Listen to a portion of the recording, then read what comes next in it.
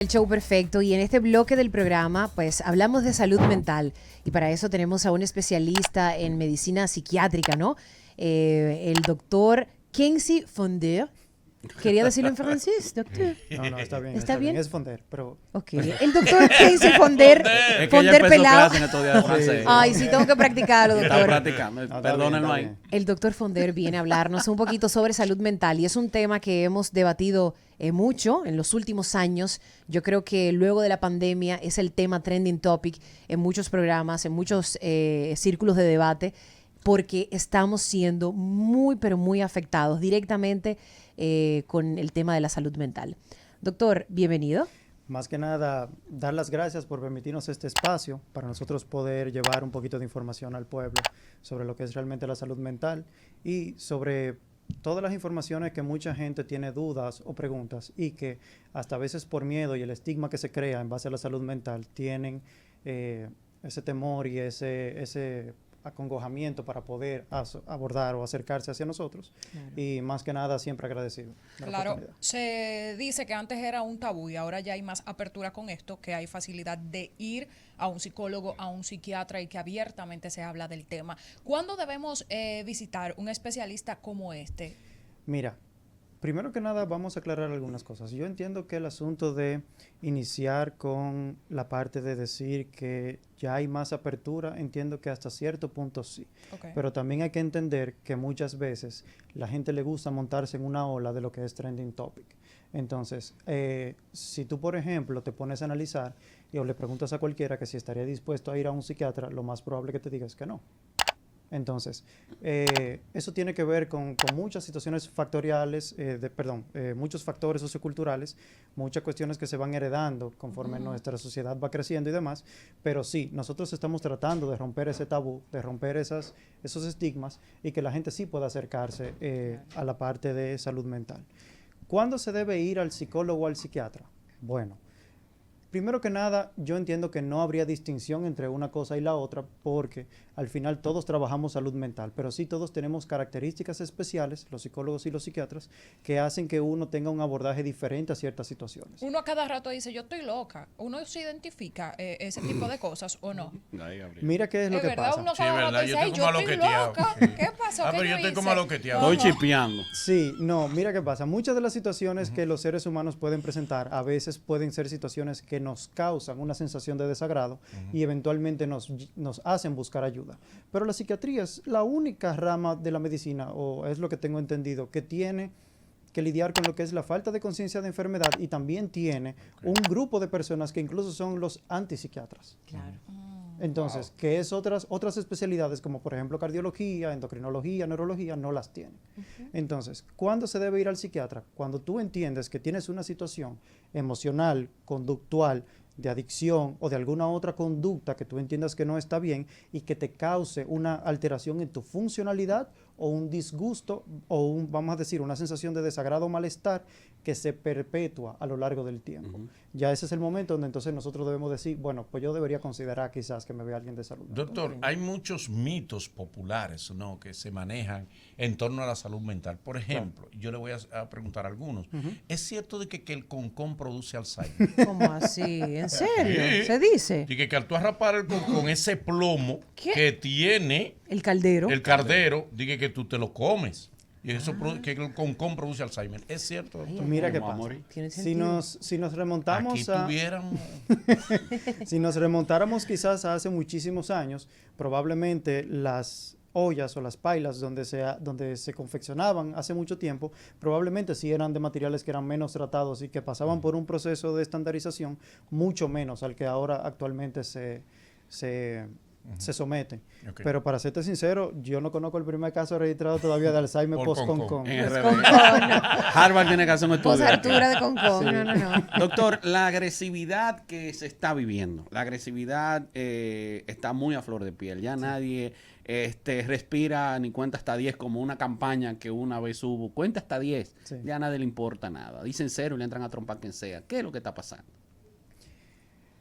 La agresividad, la tristeza, todos los síntomas que son negativos muchas veces son consecuencia de otra cosa que está pasando más atrás. Y por ejemplo, vamos a suponer, Si tú tienes una situación que es desgastante para ti, imagínate que tú tienes un paciente, que ese paciente tiene una situación económica que lo está llevando a un punto donde ya no sabe ni siquiera si va a poder comer esa semana y todo lo demás, y en un momento, por ejemplo, se rompe la tubería del baño así de golpe, el paciente ya por una sobrecarga emocional que tiene lo que se conoce como un pobre control de los impulsos. Entonces, ese pobre control de impulsos generalmente es un síntoma que viene asociado a otra causa. Sí. Entonces, muchas de las personas, porque esto no es un secreto para nadie, la sociedad que nosotros vivimos ahora es infinitamente diferente a la sociedad que se vivía, vamos a poner 1910, 1880, donde antes la prioridad era quizás comer, dormir, conseguir un trabajo y se acabó. Sí. Ahora nosotros tenemos 1.000.000 de cosas más que hacer, el asunto de la inflación, de las guerras, de todas las situaciones socioculturales que a nosotros nos afectan, eventualmente nos llevan a desarrollar más estrés de la cuenta. Así. ¿Cuáles son las principales afecciones de salud mental? Entonces, dentro de las que por lo menos los psiquiatras tratamos muchas, pero dentro de las que más comúnmente se ven, la depresión, la ansiedad, el trastorno bipolar, la esquizofrenia y los trastornos de personalidad. También a eso agrégale trastornos por consumo de sustancias, que aquí esto sí fue algo que a mí me llamó mucho la atención incluso cuando yo estuve haciendo mi tesis de grado para formarme como doctor en medicina, que nosotros somos uno de los países en América Latina que consume más alcohol per cápita. ¿Qué? Sí. Entonces, sí, es que hay mucha bachata. Hay mucha bachata. Demasiado drink. Por eso. Nada de, fíjate que nada de eso nadie oye una bachata alabando a Dios. y no Ni bebiendo jugo de limón. Amargura y dan una mesa. Desde que está ¡Trae nublado. la otra! Desde que está nublado. Va a caer agua, compra un pote. y no solamente eso. Y en pandemia aquí se le dio en la madre. al Ay, alcohol. sí. Se bebe mucho romo en Sí, este país. incluso en pandemia, la doctora Alexandra Iches hace incluso un cuento sobre eso, que si uno iba a los anaqueles de los supermercados en pandemia, los anaqueles de alcohol estaban todos vacíos. Y el de Y el papel de baño. Exacto. Esos dos. Esos dos. Casualmente. ¿verdad? Oye, qué extremo, ¿eh? Una locura. Que no machean por parte. Mira. Oye, el tramo de alcohol y los papeles de baño estaban vacíos. Y la de los Dime bizcochos. tú. Y la de la caja de bizcochos. La gente con miedo de que eso se casea. Eso por eso. eso también tiene que ver con... miedo. Eso tiene también que ver con una situación sociocultural, porque el dominicano bebe porque sí, porque no y por si acaso. Claro. Entonces, Qué buena frase. es la situación de que como el alcohol es parte de, o se ha vuelto, que no debería ser, parte de la idiosincrasia del ser humano, por eso nosotros normalizamos muchos consumos de alcohol que son realmente una patología. Es cierto, doctor, que no es malo, me lo dijo tu médico, y quiero confirmar si es cierto, que no es malo que tú hables solo, que lo malo es que tú te respondas. Se queda inteligente. Que tú puedes hablar solo, pero no te responda. No, mira, Si, hay personas... si te hace preguntas, Es una señal de esquizofrenia, quédate doctor. callado. Porque, Yo me ¿quién hablo, eres? no sé. No, mira, Quédate callado. No recuerden respondas. Cuidado conmigo, no. que las situaciones de, por ejemplo, de hablar solo o el soliloquio, como se conoce médicamente, tiene la particularidad de que va acompañado de otros síntomas. Entonces, cuando hablamos, por ejemplo, de hablar solos, por el simple hecho de hablar solo, porque tú te puedes sentar en tu casa a hacerte recordatorios mentales tú mismo. Ok. Cónchale, Manolo, pero yo debí hacer esto, esto a tarde, reclamar. porque yo no lo Llamarte por tu nombre no es malo. hice. No. Ahora, Y yo me dije, Manolo, tú que sabes que está bueno. No. Oye, Ahí sí es malo. me llamé. Ahí No, sí es malo. ahí tú necesitas un psiquiatra que te dé pastillas. Pero yo estaba hablando solo. No, y el lío era hacerle ese. Y Sí, mira el yo lo sé hermano. que está bueno. Mira el hermano allá No, preocupado. es la hora que yo dijera ahí vivo, buenísimo.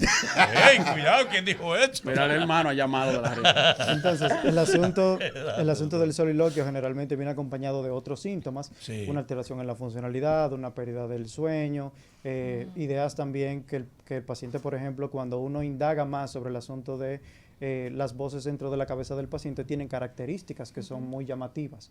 Por ejemplo, el paciente le da a veces un nombre o le da un cuerpo o dice son de hombre, son de mujer, son muchas, son pocas. Me dicen algo en específico que no necesariamente se correlaciona con lo que quiero sentir. Entonces ya eso sí obedece a una patología psiquiátrica personal. ¿Cuáles son los síntomas que la gente puede detectar como red flash? Banderas rojas, ¿no? ¡Qué fino! Red flag. Cuidado con eso, que soy Señores. cletómano, parejo. ¡No! Varios idiomas. Políglota. También. Mire, eso tiene que ver mucho. Síntomas fácil para que la gente detecte si tienes estos síntomas, si tienes algún problema de salud mental. Sal Claro. corriendo. Por ejemplo, una tristeza persistente que dura todos los días la mayor parte del día. Ok. Por igual una ansiedad, que puede durar también todos los días la mayor parte del día, a veces incluso hasta sin una razón en específico. También pacientes que tienen pensamientos negativos, personas que piensan en hacerse daño en algún momento o que tienen alguna situación que entienden que no pueden controlar. Por ejemplo, hay pacientes que te dicen, doctor, yo no tengo ningún problema del ánimo, yo no me siento triste, pero el problema es que cada vez que me hablan yo exploto de una vez. Ok. Entonces, todo síntoma o toda condición que se perpetúe a lo largo del tiempo y que altere la funcionalidad de esa persona, automáticamente eso se convierte en un síntoma que hay que prestarle atención. Porque generalmente los síntomas nunca son únicos y siempre van acompañados de otras cosas. ¿Cuándo ¿Dónde yo entra? puedo llevar? Ya tengo síntomas, permiso. ¿Cuándo yo puedo llevar a un paciente de manera obligatoria? Sí se dice que si tú no vas por tu propio pie, en una situación de salud mental, si no vas a acudir a un especialista, es muy difícil que yo, como mamá, como tía, como hermana o pareja, me pueda llevar a esa persona. No, tiene un desequilibrio. Claro, mira, siempre nosotros tomamos este parámetro, incluso en las escuelas donde estamos formando los nuevos psiquiatras, siempre se toman generalmente dos parámetros que son los de más grosor y que el público en general lo puede adoptar para entonces tomar conducta con respecto a eso. Siempre y cuando el paciente se convierte en un peligro para él mismo, para los demás, automáticamente hay que intervenir ese paciente. Entonces, Legalmente, Siga, ¿cómo siga, tú lo siga, intervienes? siga. Disculpe. entonces, ¿qué pasa? Que si el paciente tiene una situación donde tú entiendes que el paciente se puede convertir en un peligro para él mismo, pero no necesariamente de una manera indirecta, también tú puedes abordar a ese paciente. ¿Y Por cómo ejemplo, la familia, disculpe, la familia puede detectar si fulano tiene un problema de salud mental o es un sinvergüenza? mira, ¿Cómo la familia se da cuenta? No, es sinvergüenza de Él él. está privando en Marte. O realmente la persona tiene un problema de salud mental. ¿Cómo detectarlo? aquí nosotros tenemos, Excelente reflexión. aquí nosotros tenemos Qué buen productor lo gastamos. unas características que nosotros tenemos que indagar, porque independientemente de todo, la manipulación es una situación que es muy difícil vamos a decir, de identificar. Al punto que eso es en parte lo que se toma en algunos parámetros legales para hablar de agravante. Cuando ya tú tienes una persona que tiene una intencionalidad, hace una coerción o trata de manipular a una persona para lograr un fin. Entonces, siempre lo hemos dicho, no, los familiares no tienen la capacidad de determinar si el paciente está manipulando o no, y por eso deben abordar a un especialista de salud mental, porque hay muchos otros aspectos que hay que analizar. Probablemente el paciente no quiere decirle al familiar la situación por la cual está pasando y por eso está presentando unos síntomas, pero cuando llega a la mano del psiquiatra siente una cierta confianza porque se siente en un ambiente seguro y dice, doctor, lo que pasa es que yo necesito de mi mamá esto y esto y esto. Ok, Claro. doctor, situaciones normales de la vida. Por ejemplo, una común y corriente que es me divorcié, La pérdida terminé de un con mi familiar. novio, cosas así, pero ve que la tristeza o esos síntomas que llegan después están muy extendidos, o sea, no termina nunca. Hay un tiempo determinado donde ya la persona debe cambiar y tener otro ánimo, o cuando se extiende, ¿por qué tiempo deben acudir a un profesional? Miren, algo que a nosotros, por lo menos en los sitios donde yo trabajo y en mi consulta privada, yo siempre trato de analizar, y es que cada caso yo tengo que contextualizarlo.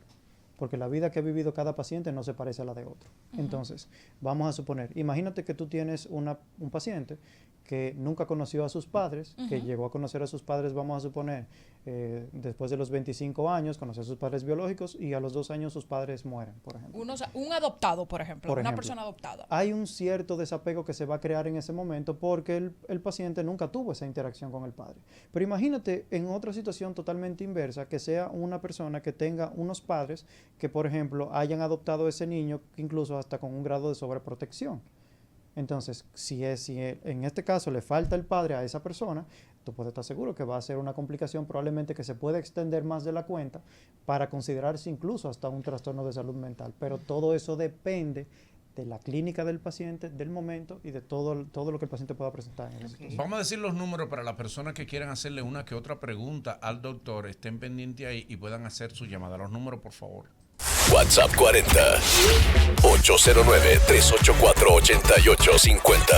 809-384-8850, 809-384-8850, líneas telefónicas para quienes quieran hacerle una que otra pregunta al doctor psiquiatra que está con nosotros aquí. Tenemos llamada ahí. Chao, perfecto, se cayó. ¿Es un problema de salud mental la infidelidad o cuando una persona, aún estando en pareja o termina esa relación, sale a loquear para la calle, pero de una manera descontrolada? Wow, Gabriel. Tú estás poniendo dos situaciones que son muy puntuales y que son dos cosas que no necesariamente pueden estar relacionadas. Te explico. Tú puedes tener una persona que sí sea infiel, vamos a decir por entre comillas, y recalco aquí el entre comillas, Diversión. por naturaleza. O en defensa propia. Entonces, insiste, tú no eres un hombre, y tú para demostrarle que eres un hombre, La besa. Tú vas a ver. accede la besa y eso, pero es para defender tu hombría. Claro. No fue una Algunos- iniciativa tuya. Algunos bonito. calvos sufren de eso. Buena defensa. Ujú. Adelante. entonces las personas que tienen ese tipo de conductas, siempre hay que analizar si ese tipo de conductas traen problemas en lo que es la funcionalidad de la persona. Y si, claro, porque vamos a ponerlo en este caso. Imagínate que por eso es que ahora se está dando este nuevo surgimiento de lo que son, por ejemplo, las parejas, las relaciones abiertas. Ok. Entonces, y es con el O asunto el de... poliamor. Exacto. Y es con la intención de quizás adoptar otro estilo de vida donde esa parte de la infidelidad quizás tenga otro matiz y otro contexto. Entonces, las personas que deciden, vamos a suponer, después de ahí salir a rumbear, como tú dices, y que se le vaya la mano, A desacatar también celular. hay que analizar. Porque Que se dé más. porque si es persistente, si altera la funcionalidad y si la persona en ese caso ya se sale de control al punto donde está afectando la parte laboral, social e interpersonal con los demás a su alrededor, entonces sí, probablemente ya sea un problema. Ahora, si fue una cuestión de una noche, de un momento y yo no lo vuelvo a hacer más, Es claro. la última entonces, El como doctor- quiera, la última parte como de- quiera necesita la ayuda, pero... pero hola. sí.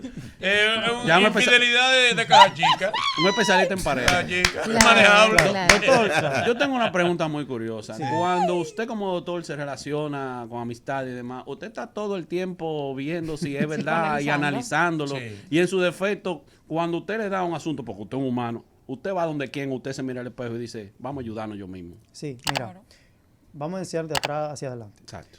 Sí, todos los especialistas de salud mental deberían ir a tener su consulta de salud Sí, mental. pues a veces están peores. Porque nosotros, Es verdad. No, no, porque no, nosotros la lidiamos, información. nosotros Son lidiamos con una carga emocional que otras personas no tienen o no tienen que tener que enfrentarse a ese tipo de situaciones y eso eventualmente puede afectarnos. Entonces sí, cada 6 meses todos los especialistas de salud mental deberían hacerse por lo menos como un examen físico, un examen Como mental. ella, ¿cada qué tiempo? Por lo menos cada 6 meses. Está bien como el odontólogo. Está bien. Sí, Ah, claro. sí. Entonces, Entonces, su chequeo, a ver cómo anda ahí la pensadora. O anual. como Entonces, dice. aquí vamos a hablar de la primera pregunta que me hiciste y es si uno realmente está trabajando 24/7 Sí.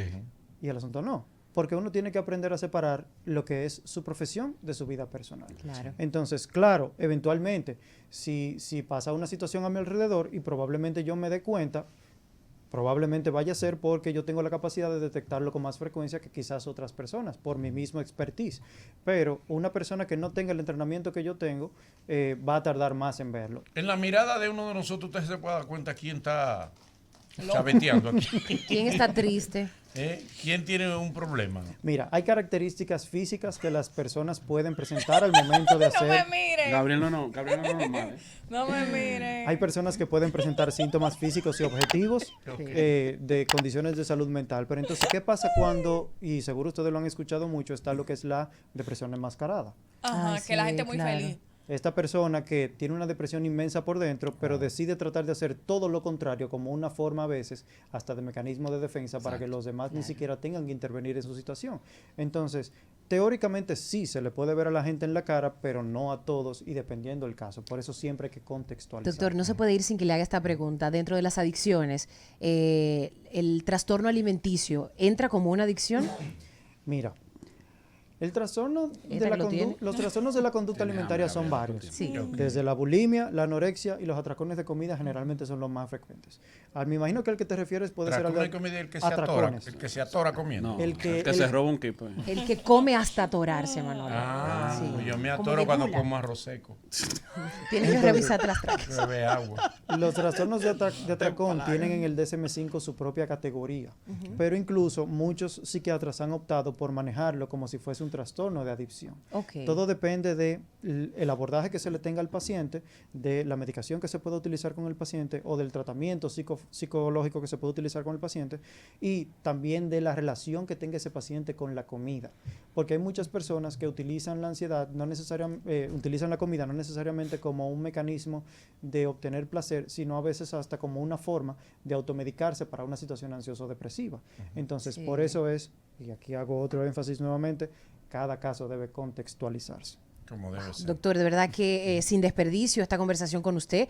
Ojalá y lo pudiéramos tener más a menudo hablando de este y otros temas tan interesantes sobre salud mental, porque si no lo hablamos no va a ser algo normal. Claro. El ir al médico, el chequearte, así como vas a tu ginecólogo, hacerte tu papá Nicolau, todo eso, urólogo. así mismo debes chequear lo que hay en la azotea, porque mira, estamos bien complicaditos. ¿Cómo podemos contactarlo, mi doc? Entonces yo estoy en Centro Lau.